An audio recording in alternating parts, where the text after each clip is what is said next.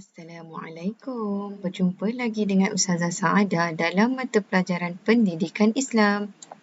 Bidang Jawi di bawah tajuk Badan Sihat Hidup Ceria siri yang kedua. Tajuk pelajaran kita hari ini 5 amalan hidup sihat. Yang pertama, pengambilan makanan sunnah.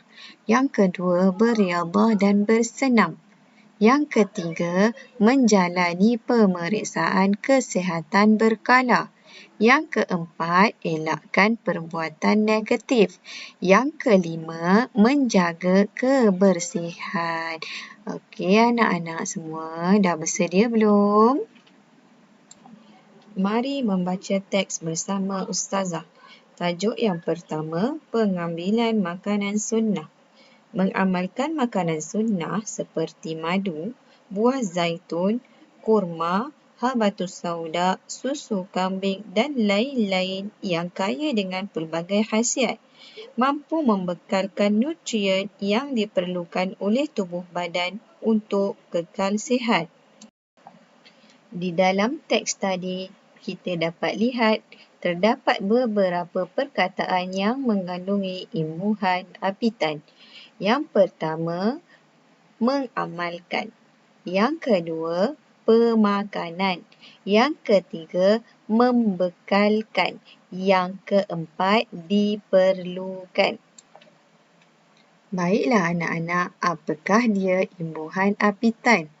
Imbuhan apitan ialah imbuhan yang ditambah serentak di awal dan di akhir kata dasar.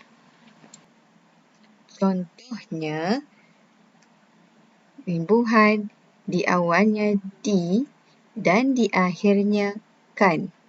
Yang kedua, di awalnya me dan di akhirnya kan.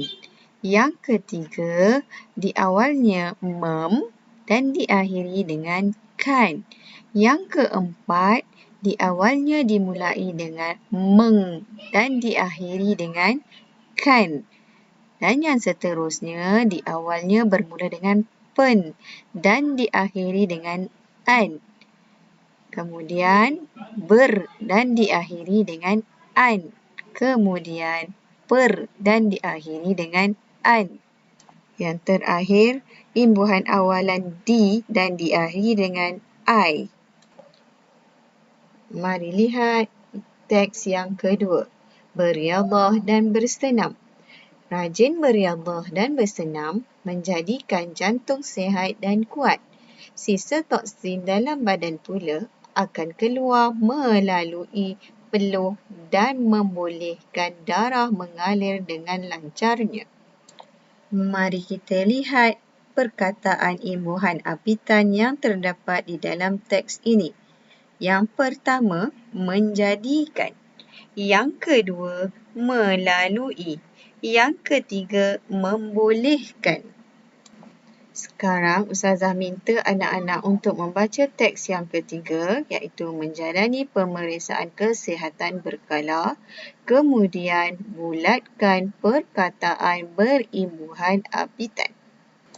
Baiklah, mari kita lihat perkataan imbuhan apitan yang terdapat di dalam teks tersebut.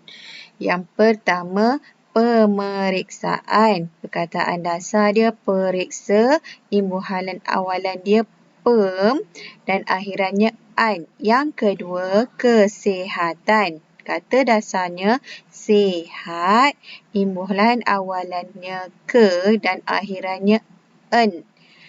Yang seterusnya, memastikan. Kata dasarnya pasti, imbuhan awalan dia mem dan imbuhan akhiran dia kan. Tugasan hari ini. Berdasarkan buku teks Pendidikan Islam tahun 5, muka surat 48, anak-anak diminta untuk membaca teks yang keempat dan kelima, kemudian cari dan tulis semula perkataan imbuhan apitan di dalam buku latihan nombor 7. Latihan yang kedua, bina ayat berdasarkan perkataan di bawah. Yang pertama, bersenam. Yang kedua, sihat.